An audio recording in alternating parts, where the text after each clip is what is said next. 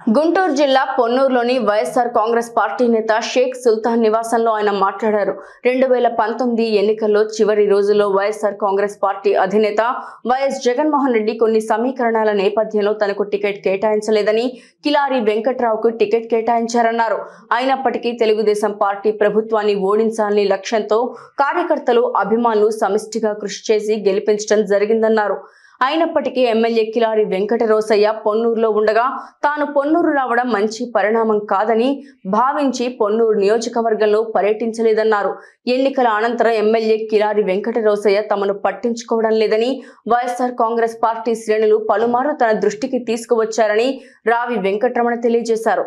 YSR Congress party Ponnuru నియోజకవర్గ సమన్వయకర్తగా, గుంటూరు జిల్లా అధ్యక్షునిగా, గుంటూరు, కృష్ణా జిల్లాల కోఆర్డినేటర్ గా పనిచేసిన తను పార్టీ నుండి ఎందుకు బహిష్కరించారో తనకు తెలియదన్నారు.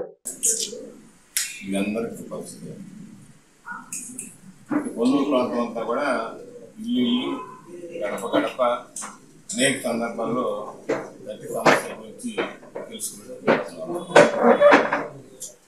ఈ ప్రాంతానికి సంబంధించి అనేక సమస్యలకు సంబంధించి ఆ రోజు సమస్య పరిష్కరించే కార్యక్రమం ఆ రోజు అధికారంలోకి వచ్చి చేస్తామని చెప్పడం 10 సంవత్సరాల కాలంలో తెలుగుదేశం పార్టీపై ఆ రోజు అవిశ్రాంత పోరాటం చేయటం అందరూ వ్యక్తులు కావచ్చు, ఈ పార్టీకి సంబంధించి ఆ రోజు చేయడం.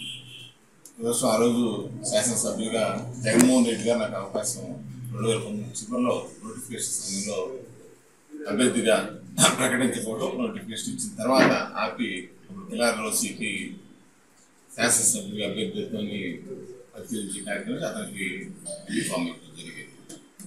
ఇక్కడ ఉన్నటువంటి అందరు వ్యక్తులు కూడా ఆ రోజు తెలుగుదేశం పార్టీపై ఎట్టి పరిస్థితుల్లో మనం పోరాటం చేసిన దానికి వృధా కాకూడదు, శాసనసభ్యునిగా వైఎస్ఆర్ కాంగ్రెస్ పార్టీ అభ్యర్థి గెలవాలి, జగన్మోహన్ రెడ్డి గారి ముఖ్యమంత్రి గెలవాలని ఆ రోజు అందరూ పెద్ద ఎత్తున ఓటింగ్ చేసి గెలిపించే కార్యక్రమం చేయడం.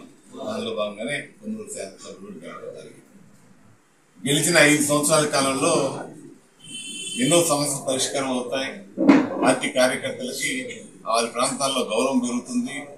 10 సంవత్సరాల కాలంలో ఆ రోజు అపోజిషన్లో ఉన్న కానీ సమస్యలకు సంబంధించి ఇబ్బంది పడేటువంటి పరిస్థితులు, కేసులకు సంబంధించి ఇబ్బంది పడే పరిస్థితులు, ఫైనాన్షియల్గా ఇబ్బంది పడే పరిస్థితులు, అనేక ఇబ్బందులకు సంబంధించి ప్రభుత్వం వస్తే ఎన్ని పరిష్కారం అవుతాయని ఆ రోజు ఆశించి 5 సంవత్సరాల కాలంలో ప్రభుత్వం చేసే కార్యక్రమాలు తప్ప ఎక్కడ కూడా ఈ ప్రాంత శాసనసభ్యుడు వారికి సంబంధించి ఎక్కడ ఆ సమస్య పరిష్కరించే కార్యక్రమం చేయలేదని ఈరోజు పార్టీ కార్యకర్తలు, నాయకులు పరిస్థితి.